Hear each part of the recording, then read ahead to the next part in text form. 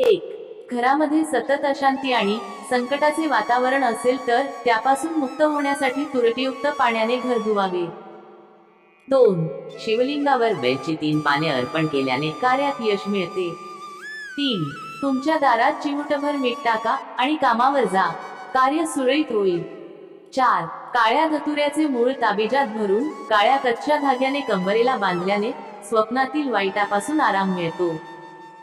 5, लोबानच्या रोपाची मुळं गळ्यात घातल्याने खोकल्यापासून आराम मिळतो. 6, गोरखमुंडीच्या चूर्णाने डोके धुतल्याने डोक्याचे आजार होत नाहीत आणि केसही काळे राहतात. 7, वाईट स्वप्नांपासून मुक्त होण्यासाठी आपल्या बेडजवळ हिरवे लिंबू ठेवा. 8, घरातील स्वयंपाकघर आणि गेस्ट रूम एकमेकांना जोडलेले नसावेत, अन्यथा पती पत्नीमध्ये समन्वय आणि समजूतदारपणाचा अभाव असेल. 9, सकाळी घराच्या खिडक्या बंद ठेवल्यास घरातील मुलांना अडचणींचा सामना करावा लागतो.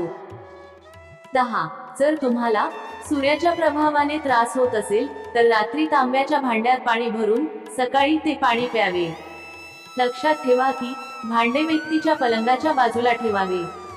11, तुळशीच्या रोपाला रोज पाणी अर्पण केल्याने बुध ग्रहामुळे होणारे दोष दूर होतात. 12, शनी ग्रहाचा त्रास असलेल्या व्यक्तीने शनिवारी लोखंड, चामडे, लाकूड यापासून बनवलेल्या वस्तू खरेदी करू नये, तसेच तेल खरेदी करू नये किंवा त्याचा वापर करू नये. 13, पैशाचा अपव्यय टाळण्यासाठी गुरुवारी विष्णूच्या मंदिरात पिवळे फळ दान करा. 14, स्वस्तिक चिन्ह धारण केल्याने व्यक्तीची प्रत्येक इच्छा पूर्ण होते. ज्या ठिकाणी स्वस्तिक चिन्ह असेल तेथे नकारात्मक ऊर्जा नष्ट होते आणि शुभ परिणाम प्राप्त होतात. 15, कोणत्याही कामासाठी जाताना आधी विरुद्ध दिशेने 4 पावले टाका, मग कामाच्या दिशेने जा. तुमचे काम नक्कीच पूर्ण होईल. 16, विवाहित मुलीने हळद, पितळेचा तुकडा आणि थोडासा गूळ घेऊन सासरच्या दिशेला फेकल्यास ती आयुष्यभर आनंदी राहते.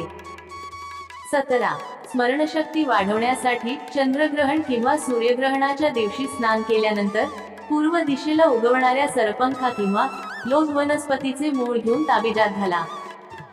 18, घरामध्ये धन आणि सौभाग्य वाढवण्यासाठी मुख्य दारावर बसलेल्या श्री गणपतीच्या 2 मूर्ती अशा प्रकारे ठेवाव्यात की त्यांची पाठ एकमेकांच्या जवळ असेल. 19, व्यक्तिमत्वातील दोष टाळण्यासाठी उजव्या हाताच्या मनगटावर तांब्याचे ब्रेसलेट घाला. 20, पांढऱ्या मदाराची मुळे घेऊन हाताला धागा किंवा कापडाच्या सहाय्याने बांधा.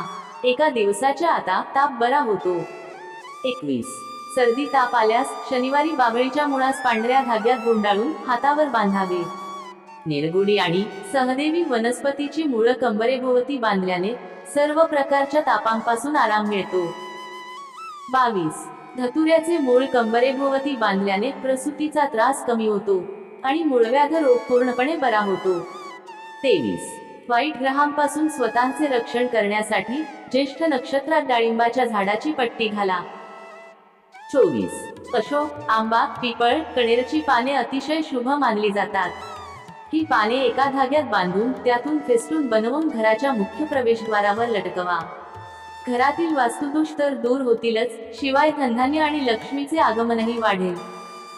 25, इमारतीच्या ईशान्य कोपऱ्यात भूमिगत पाण्याची टाकी बांधल्यास वास्तूतील अत्यंत गंभीर दोषही कमी होतात. 26, घराचा मुख्य दरवाजा निर्दोष असेल तर घरात सुख समृद्धी नांदते.